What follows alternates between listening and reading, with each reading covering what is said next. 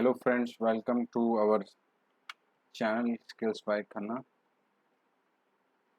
जैसा कि मैं आप सभी को होम टैब के बारे में बता चुका हूं और अब मैं आपको क्वेश्चन नंबर 1 सॉल्व करवा रहा हूं, जो मैं लास्ट में 20% कैसे निकालेंगे इस वैल्यू का 1000 2000 3000 का, ये मैं आपको बता चुका हूं। पर मैं आपको नेक्स्ट स्टेप बताना चाहता हूं, सेल रेफरेंसिंग। यहाँ पे मैंने सेल रेफरेंस किया, इस सेल के अंदर से मैंने परसेंटेज लगाया और मैं यहाँ पे 20% लिखता हूँ और मैं इसको यहाँ पे एंटर करता हूँ। मैं यहाँ पर चाहता हूँ कि ये जो 1000 वैल्यू है इसका 20% मुझे इस वैल्यू से मिल जाए। मैंने एंटर किया, मैंने कंट्रोल कॉपी किया और यहाँ जाके पेस्ट कर दिया। अगर आप देखेंगे 20% उसका तो बता दिया फर्स्ट वाले का, सेकंड वाले का नहीं बताया, ऐसा क्यों? अब मैं यहाँ डबल क्लिक करता हूँ तो आप देखेंगे J29 तो ये था और N28 से मल्टीप्लाई हो गया, जबकि मुझे तो N27 से ही मल्टीप्लाई करना था। ठीक है, तो ऐसा क्यों हुआ?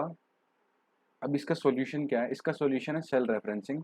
अगर यदि आप इस सेल को फिक्स कर दें इसी के स्पॉट पे, तो ये फिक्स हो जाएगा। इसको ऐसा करने के लिए आपको F4 दबाना होगा, फिर आप एंटर कीजिए, कंट्रोल C करिए, कंट्रोल नीचे शिफ्ट लेके जाएं और कंट्रोल V कर दीजिए और आपको ये दिखेगा कि आपने जो किया है वो पूरा का पूरा नीचे तक कॉपी हो गया है फॉर्मूला, और अब ये एग्जैक्ट वैल्यू बताने लग रहा है।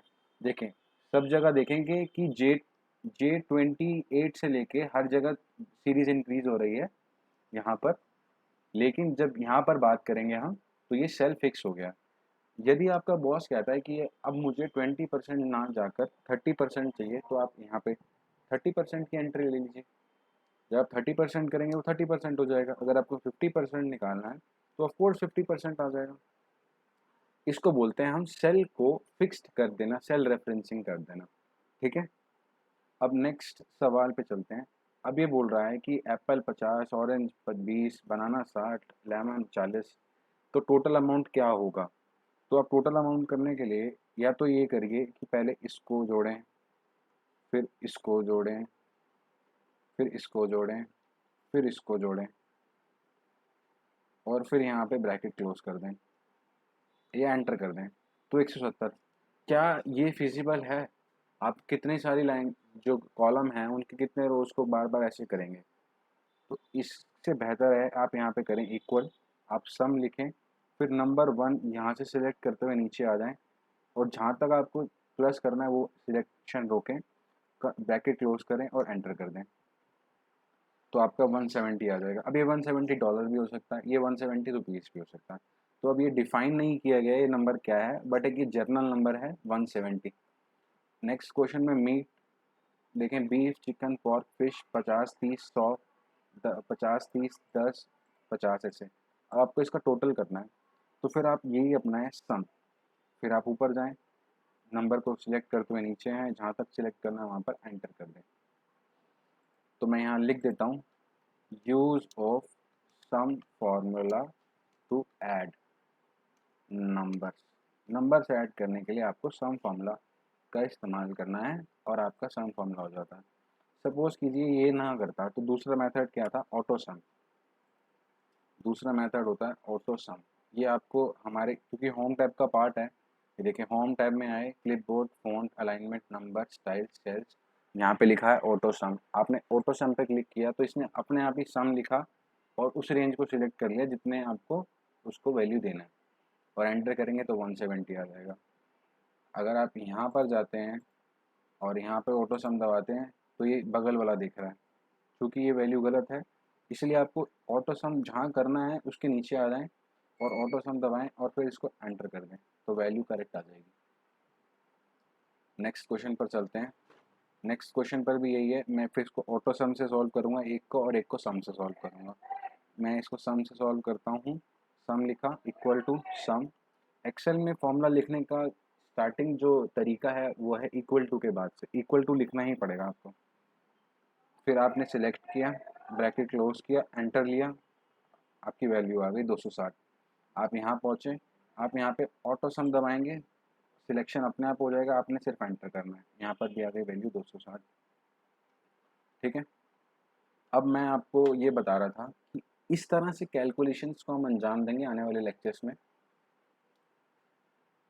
सेकंड क्वेश्चन है check the different size of fonts. यहाँ मैंने ए से लेके एच तक लिखा हुआ है।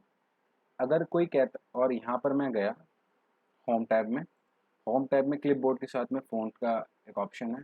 फ़ॉन्ट के ऑप्शन में अगर आप देखेंगे तो यहाँ पे जिस तरह से फ़ॉन्ट्स को सिलेक्ट करना है, ये देखिए डिज़ाइनिंग करनी है, ये दिया हुआ है। कैलिबरी मैंने यहाँ पे चूज़ किया है। उसका साइज़ क्या होगा, हर चीज़ का एक साइज़ होता है, तो इसका साइज़ हमने यहाँ पे 11 सेलेक्ट किया हुआ है। चलो मान लो 12 सेलेक्ट कर लेते हैं, तो ये इस साइज़ का आ जाएगा। तो मैंने आपको बताया कि ये 11 में यहाँ सेलेक्ट था, ये सारे 11 में सेलेक्ट हैं, ठीक है। फर्स्ट वाला छोड़ के, फर्स्ट वाला क्योंकि हमने यहाँ चेंज किया, अभी मैं इसको यहाँ 11 ही कर देता हूँ आपके लिए, ठीक है। अब मैं ये बता रहा हूँ कि रेगुलरली जो हम फ़ॉन्ट यूज़ करते हैं वो 12 तक का, 12-14 तक का यूज़ करते हैं। लेकिन उसके बाद जो फ़ॉन्ट है वो उसमें कितने ऑप्शंस आते हैं, ये देखिए फ़ॉन्ट साइज़ में यहाँ पे 12, 14, 16, 20, 22, 24, 26, 28 हर बार 2 प्लस हो रहा है। तो जब ऐसा करेंगे, आपको क्या फ़ॉन्ट लगेगा आपकी शीट पर, ये आपको आइडेंटिफ़ाई करना होगा। तो आप पहले ही आइडेंटिफ़ाई, आपको पता होना चाहिए कि इस फ़ॉन्ट को अगर मैं सिलेक्ट करता हूँ तो ये इतना बड़ा दिखता है। एक अंदाज़ा आपको पता चल जाए, तो 36 का फ़ॉन्ट इतना, 48 का फ़ॉन्ट इतना, और 72 का तो 36 से दुगना हो जाता है। ये फ़ॉन्ट में हम इतना ही जानेंगे। अब सपोज़ कीजिए मुझे ये फ़ॉन्ट बढ़ाना है, तो मैंने यहाँ एक तरीका है, यहाँ पे जाके फ़ॉन्ट बढ़ा दूँ। और मुझे बी का भी फ़ॉन्ट बढ़ाना है, बी का 14 करना है, मैंने 14 कर दिया। सी का मुझे 16 करना है, तो मैंने 16 कर दिया। अब एक तो मेथड था कि आप इसको सिलेक्ट करें और वहाँ जाकर सिलेक्शन में इसका इंक्रीज़ कर दें। दूसरा ये, आप इस इधर जाके राइट क्लिक करें और ये सिलेक्शन आ जाएगा। आप इंक्रीज़ फ़ॉन्ट साइज़ करें, आपको 18 करना है। तो मुझे 4 बार क्लिक करना पड़ा।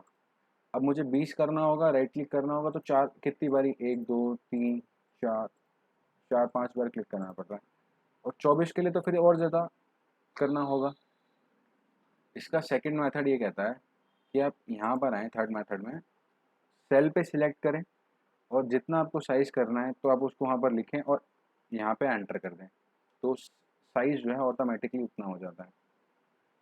यहाँ पे मुझे 36 करना है, तो मैंने यहाँ पे लिखा 36 और यहाँ जाके एंटर कर दिया, तो ये 36 में बदल गया और ये बराबर ये हो गया। देखो अब आप, इस तरह से हम फ़ॉन्ट को, साइज़ को चेंज करते हैं, ठीक है। अब यहाँ पर मैं आपको लिख के बता देता हूँ, 1 2 3 4 5, 1 2 3 4 5। अब मैं चाहता हूँ कि जो मेरा पहले वाला फ़ॉन्ट है 1 2 3 4 5, ये 36 में बदल जाए, ठीक है। मैं एंटर कर देता हूँ 36 करने के बाद, और जो नीचे वाला है ये 72 में बदल जाए। तो आप ये पाते हैं, ये दोनों जब मैं ऐसा करता हूँ तो शीट में कितना फ़र्क आ गया है। सेल की डायमेंशन बढ़ गई है जहाँ जिसमें फिट हुआ है, और सेल का जो वैल्यू है 1 2 3 4, इसका साइज़ बढ़ गया है। तो मुझे ये नहीं करना है, जस्ट एक आपको बताने के लिए था ये किस तरह से होता है। मैं तो इसको 12 करके एंटर कर दूंगा, और अगर ऐसा नहीं करता हूँ तो मैं कंट्रोल जेड करूँगा, जहाँ पे मैं था वहाँ पे वैसी शीट मेरी बनती जाएगी। अभी मैं यहाँ लिख देता हूँ, अंडू करना होगा तो कंट्रोल प्लस जेड कर देना, पीछे जाने के लिए कंट्रोल जेड कर देना। अब बोलता है कि change the font size change कीजिए। जैसे कि ये आकाश लिखा हुआ है, तो मैंने यहाँ पे लिखा, इसका फ़ॉन्ट साइज़ चेंज करना है। सपोज़ ये नॉर्मल हुआ, मैं चाहता हूँ कि मैं इसको बोल्ड करूँ, मैंने इसको बोल्ड किया। मैं चाहता हूँ नेक्स्ट आकाश को मैं इटैलिक भी करूँ, मैंने इटैलिक किया। मैं चाहता हूँ नेक्स्ट आकाश को मैं जो करूँ अंडरलाइन कर दूँ, मैंने अंडरलाइन किया। और अब मैं चाहता हूँ कि मैं नेक्स्ट आकाश के फ़ॉन्ट साइज़ को 14 कर दूँ, बोल्ड करूँ और अंडरलाइन करूँ, ठीक है। और मैं नेक्स्ट आकाश को 8 कर दूँ और इसको इटैलिक कर दूँ और बोल्ड कर दूँ, तो ये ऐसा दिखा। फिर मैं चाहता हूँ कि मैं नेक्स्ट आकाश को 12 कर दूँ, इटैलिक करूँ, बोल्ड करूँ, अंडरलाइन ना करूँ। तो देखें ये सारा का सारा प्रोसेस यहीं से किया मैंने। और अगर मुझे सेम वैल्यू यहाँ पर लेके जानी होगी ध्रुव पे, तो मैंने कहा था आगे मैं आपको बताऊंगा पेंट फॉर्मेटर। मैंने पेंट फॉर्मेटर पे क्लिक किया और ये वैल्यू जैसा ध्रुव का फॉन्ट करना है मैंने उस पर क्लिक कर दिया। अब देखिए ध्रुव भी वैसा हो गया, 12 और बोल्ड, देख सकते हो यहाँ पे 12 के साइज़ पे हो गया, 12 पॉइंट्स पे हो गया और बोल्ड हो गया। अब मैं चाहता हूँ यहाँ पे 11 पॉइंट्स और अंडरलाइन हो जाए ग्रुप में, तो मैंने फिर पेंट फॉर्मेटर पे सिलेक्ट किया और मैंने आपको बता दिया। तो इस तरह से मैं, सपोज़ मुझे अब मुझे तीनों का साइज़ एक साथ बढ़ाना और घटाना होता, तो मैं क्या करता, मैं तीनों को सिलेक्ट करता, तीनों को पहले मैं बोल्ड करता, फिर अंडरलाइन इटैलिक करता, फिर इसका एक साइज़ बढ़ाता, मैंने साइज़ बढ़ाया, फिर मैं इसको अंडरलाइन कर देता और मैं इसके पीछे बैकग्राउंड में येलो कलर फिल कर देता और टेक्स्ट को मैंने ब्लैक ही रखा है। तो ये कुछ इस तरह से होता। ये फॉर्मेटिंग बोलते हैं इसको, कि जो लिखा हुआ है डेस्कटॉप की आपकी स्क्रीन पे एक्सेल में, उस वैल्यू को, उसमें बदलाव लाना, उसके फ़ॉन्ट साइज़ में, उसकी लुक में जो बदलाव लाना है, उसको हम फ़ॉन्ट से लेकर आते हैं। मैं हाइलाइट को यहाँ पे, इसकी जो फ़ॉन्ट है, इस पे पहले मैं येलो लेकर आता हूँ और यहाँ पे मैं इसको ब्लू कर देता हूँ। ये मैंने रेड कर देता हूँ सपोज़। तो ये देखें, बैकग्राउंड जो हुआ वो येलो हुआ और जो अल्फ़ाबेट्स लिखे हुए थे, हाइलाइट जो वर्ड लिखा था, वर्ड को मैंने रेड कर दिया। अब मैं चाहता हूँ ये रेड ना होकर ऑरेंज हो जाए, तो मैं ऑरेंज, जैसे जैसे मैं कलर्स पे क्लिक लेकर जाता हूँ, तो पीछे मेरे बैकग्राउंड में वो वैल्यू चेंज होती रहती है। ये मैंने ग्रीन कर दिया, ठीक है। तो ये हमारा क्वेश्चन ये भी सॉल्व हो गया और मैं क्वेश्चन को बोल्ड करना है तो मैंने ये किया। अब सवाल ये है कि आप माउस से कर रहे थे, तो अगर बोल्ड करना होगा तो आप कैसे करेंगे बोल्ड? आप ये करेंगे control plus B equal to bold हो जाता है, ठीक है ना। फिर कंट्रोल प्लस आई कर देना, इटैलिक हो जाएगा, कंट्रोल प्लस यू कर देना तो अंडरलाइन भी हो जाएगा। एक मैं करके दिखाता हूँ आपको। मैं यहाँ पे लिखता हूँ स्किल्स बाय खन्ना। अब मैंने यहाँ पे कंट्रोल बी दबाया तो बोल्ड हो गया, कंट्रोल आई दबाया तो इटैलिक हो गया, कंट्रोल यू दबाया तो अंडरलाइन भी आ गई। तो ये देखिए कितना अच्छा लग रहा है देखने में। तो ये स्टाइलिंग के ऊपर बहुत डिपेंड करता है कि आप कैसा दिखाना चाहते हैं। अगर आप उसको बेसिक लिखते हैं तो वो इस तरह से ही दिखता है। अब नेक्स्ट क्वेश्चन ये हमारा है फिल द बॉर्डर्स। ये एक डेटा सेट है। ये पहले मैं इसको डेटा सेट को कॉपी करता हूँ, मैं इसको यहाँ पेस्ट कर देता हूँ। अब ये कह रहा है कि भाई इसमें एक रो हाइड है, तो मैंने इसको अनहाइड कर लिया डबल क्लिक करके। एक कॉलम हाइड था तो मैंने इसको अनहाइड कर लिया कॉलम को। ये बोल रहा है कि इसमें बॉर्डर भरो, तो आप जहाँ से बॉर्डर भरना है, जहाँ तक बॉर्डर भरना है उसको सिलेक्ट कर लें। जब आप उसको सिलेक्ट कर लेंगे तो आप यहाँ पे बॉर्डर में जाएंगे। आपको किस टाइप का बॉर्डर देना है, बॉर्डर बॉटम में, टॉप में, लेफ्ट में, राइट में, कोई बॉर्डर नहीं देना है, सारी जगह बॉर्डर देना है। आउटसाइड में बॉर्डर देना है, थिक साइड बॉर्डर देना है, बॉटम में थिक बॉटम, टॉप और बॉटम। तो मैं चाह रहा हूँ कि मैं आपको ये सारे के सारे जो हैं एक बार इफ़ेक्ट्स करके दिखाऊं, ताकि आपकी इमेज जो है इसकी आपके इसमें बनती जाए, ठीक है। ये मैंने 2 सेल पकड़े। मैं चाहता हूँ कि मैं सबसे पहले इसका बॉटम बॉर्डर दे दूँ।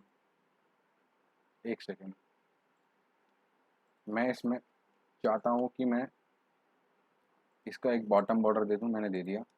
तो देखें जहाँ पे था ख़त्म हुआ, वहाँ पे बॉर्डर आ गया नीचे की साइड पे। फिर मैं इन तीनों को सिलेक्ट करता हूँ और मैं चाहता हूँ मैं टॉप में बॉर्डर दे दूँ। तो जहाँ सिलेक्शन था उसके ऊपर देखना, ये देखो टॉप में बॉर्डर आ गया। अब मैं ये चाहता हूँ कि मैं गाँव से लेके ये दोनों सेलेक्ट करूँ और मैं पूरे में बॉर्डर दे दूँ। तो मैंने पूरा सिलेक्ट कर लिया और अब मैं चाहता हूँ कि मैं पूरे ही सिलेक्शन को बॉर्डर करना है मुझे, तो मैंने पूरे बॉर्डर कर दिया, ठीक है। अब मैं चाहता हूँ कि मैं इसके लेफ़्ट बॉर्डर करूँ इसको। तो मैं यहाँ गया, सिलेक्ट किया, मैंने लेफ़्ट बॉर्डर किया तो लाइन लेफ़्ट जगह आ जाएगी देखो।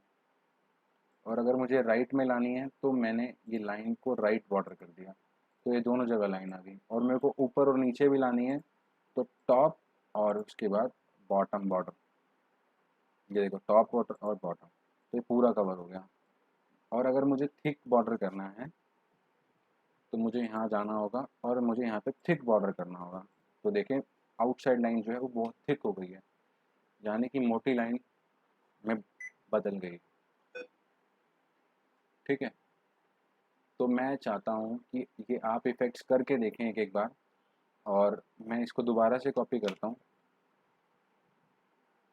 ठीक है, मैंने इसके नीचे पेस्ट किया। अब मैं अगले पे चलता हूँ, अगले क्वेश्चन पे। Change the colour of the border. अभी ये जो बॉर्डर था आपका, ये बॉर्डर ब्लैक दिख रहा है। मैंने इसको सिलेक्ट किया, मैं यहाँ गया, मैंने देखा यहाँ पे लिखा हुआ लाइन कलर। मैं चाहता हूँ ये ब्लू लाइन से बॉर्डर हो इसका। ठीक है, और मैं इसको जब ब्लू लाइन करूँ तो लाइन स्टाइल इसका बदल दूँ, मैं ये कर दूँ, और मैंने इस पे गया, ऑल बॉर्डर कर दिया मैंने, और लाइन देखें। अब ये जो है इसको मैंने सिलेक्ट किया, लाइन कलर फिर से देखा, लाइन कलर यहाँ पे मैंने ब्लू करा था, तो देखें ये ब्लू ही है एक्चुअल में। ठीक है, अब मैं चाहता हूँ कि इसको मैं थिक कर दूँ, तो मैंने लाइन स्टाइल पे गया, लाइन स्टाइल से ये लाइन स्टाइल उठाई, एक ये देखो, एक तो ये तरीका है। अब जब वो लाइन सिलेक्ट कर लिए तो मैंने ये दबा दिया, देखो थिक हो गई। ब्लू दिख रहा है आपको? ठीक है ना? तो अब जो ये लाइनें बनी हैं बॉर्डर की, अब जो लाइंस बनी हैं ये ब्लू कलर की हो गई हैं। अब इसी को सिलेक्ट किया मैंने, अब मैं चाह रहा हूँ लाइन कलर मेरा बदल के मैं ऑरेंज कर दूँ। तो एक तो तरीका ये है, देखो आउटसाइड हुआ, लेकिन जब आप ऑरेंज सिलेक्ट कर ले तो सारी करनी है आपको, तो आपने ये दबा दिया, देखो ऑरेंज हो गया। अब मैं इसी को दोबारा से कॉपी करता हूँ और यहाँ जाके पैटर्न देता हूँ आपको इसमें कुछ। ठीक है, इसमें मुझे पैटर्न लाने हैं, तो पैटर्न लाने के लिए भी तरीका यही है, लाइन स्टाइल। मैं चाहता हूँ ये टूटी हुई इस टाइप की लाइन आ जाए और ये पूरे में आ जाए, तो और ये ऑरेंज से रहे, देखो ऑरेंज से हो गई। अब मैं ये चाहता हूँ कि हो सकता है आपको लगेगा मैं जल्दी जल्दी कर रहा हूँ, पर आप लाइन कलर पे जाके ऑटोमेटिक पे सिलेक्ट कर दें और फिर दोबारा से बॉर्डर डाल दें, तो वो ब्लैक हो जाएगा।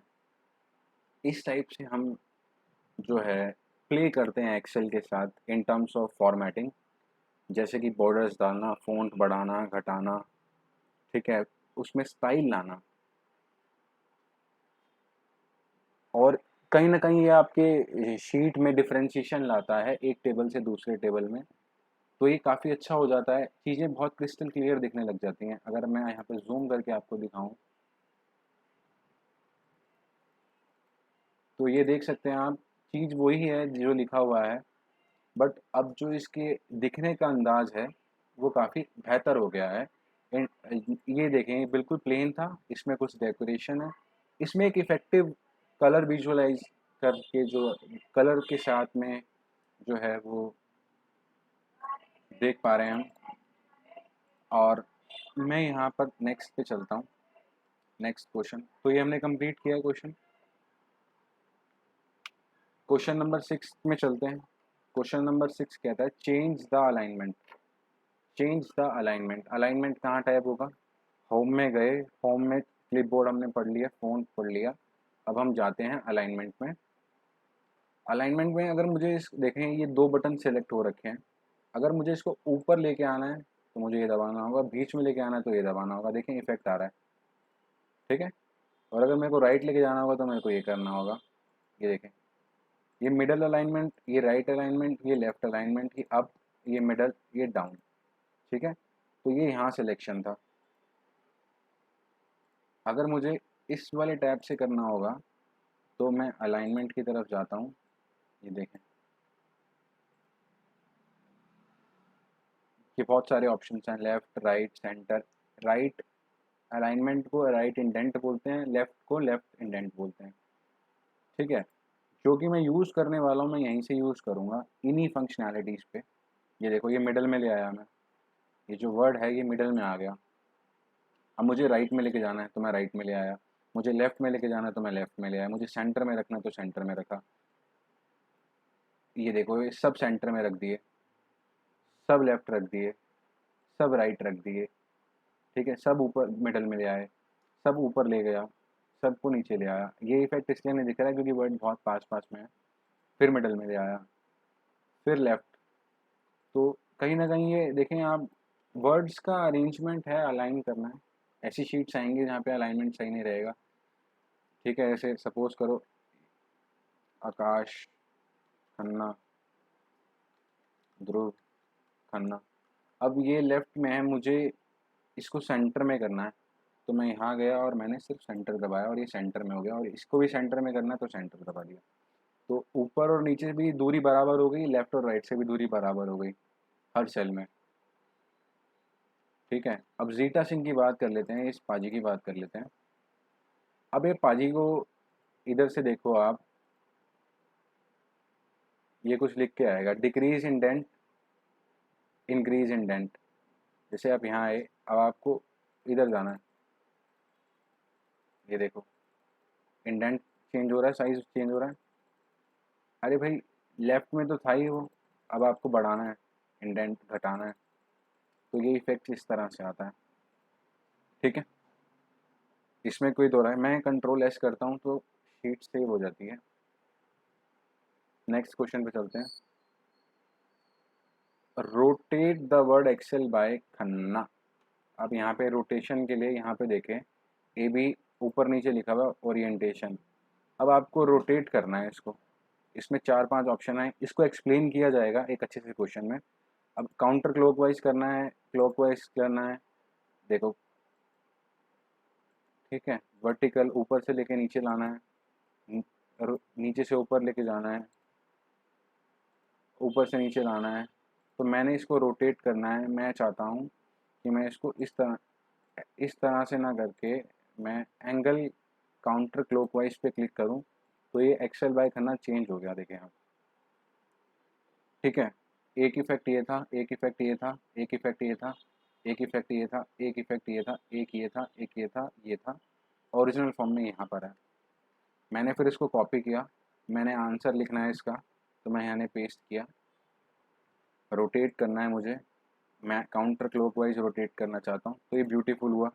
अब मैं चाहता हूँ मैं इसको येलो की बजाय मैं इसमें ब्लू का बैकग्राउंड दूँ, और इस एक्सेल बाय खन्ना को वाइट फॉन्ट में बदल दूँ, और इसको मैं थोड़ी दूरी बढ़ाऊँ इसमें, और ये पूरा इसमें फिक्स हो जाए। इसकी ये जो है 16 कर दूँ मैं, 16 ना करके मैं 14 कर दूँ,